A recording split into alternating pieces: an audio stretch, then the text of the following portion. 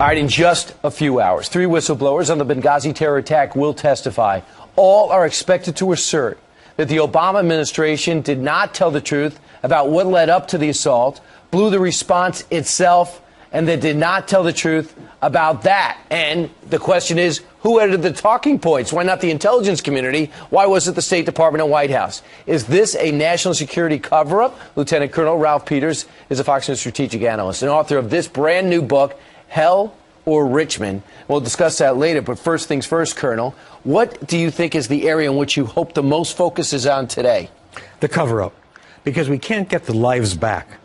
Now, clearly, to me, when it all went down in Benghazi, the administration facing the election went into panic mode, wanted to contain it, don't send in the military, don't blow this into a bigger thing that's going to be, and they put politics above the security of our diplomatic personnel. Why do you say that? They said they just didn't know. They were trying to assemble all the facts in a chaotic situation. Well, look, I understand chaotic situations, but they were hearing from the ground in Benghazi and Tripoli that this was a major terrorist attack. Look, I'm angry, and bottom line for me is the Obama administration is telling so many lies about Benghazi and its aftermath. They make Nigerian phone scammers look like paragons of integrity. And what I hope happens today is these men who are testifying don't lose their nerve in the clinch, and they methodically and objectively lay out those lies that were told to the American people. Ed Henry had some direct questions for Jay Carney about that very topic. Let's listen.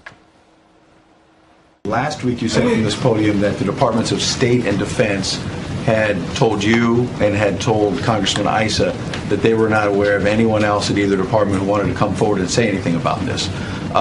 Now that there are, it looks like at least 2 or 3 witnesses who are going to be speaking to Darrell Issa, speaking publicly at his hearing on Wednesday, do you think they told you the whole story last week? I don't understand. These witnesses are going to talk to Congress, and we have said that we are not aware of anyone who has been blocked from speaking to Congress if they so choose to or want to speak to Congress. So they were not blocked over the last 8 months? We are unaware of anyone being blocked from talking to Congress. So, and one of those people is Gregory Hicks. Yeah. And if Gregory Hicks is the deputy under Ambassador Stevens, maybe the last person he talked to was that this is a terror attack.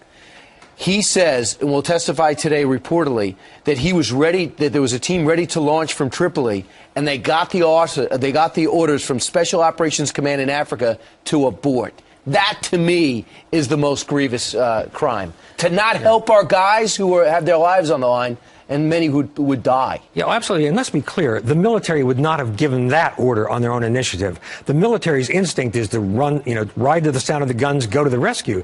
That clearly was directed from Washington.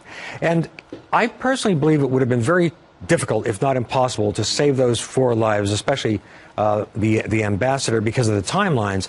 But we should have tried. When people are under fire, you don't sit back and say, well, gee, I hope the smoke blows over. I mean, this Obama administration in this case was cowardly, duplicitous, and they sacrificed American lives for politics, and the American people need to understand that, despite the fact that the establishment media would cover for Obama no matter what he did. So he served our country as lieutenant colonel. You're an unbelievable analysis, and you also have another great book out, Hell or Richmond. It's a fictional account of what happened during our Civil War. Yeah, it's an account of 1 month, the bloodiest month in American history until the late last year of World War II. 88,000 American casualties in 30 days. It's about the battles in Northern Virginia in May and June of 1864, the Overland Campaign, Wilderness, Cold Harbor, Spotsylvania. We were more divided once. 88,000 Americans, right. 1 month. Blue and gray, killing each other. When the greatest fighting force in the world turned their guns on each other. Yes. It's significant and a great part of American history that we have to study. Lieutenant Colonel Ralph Peters, always great to see you. Great to see you. I'll talk to you on radio shortly.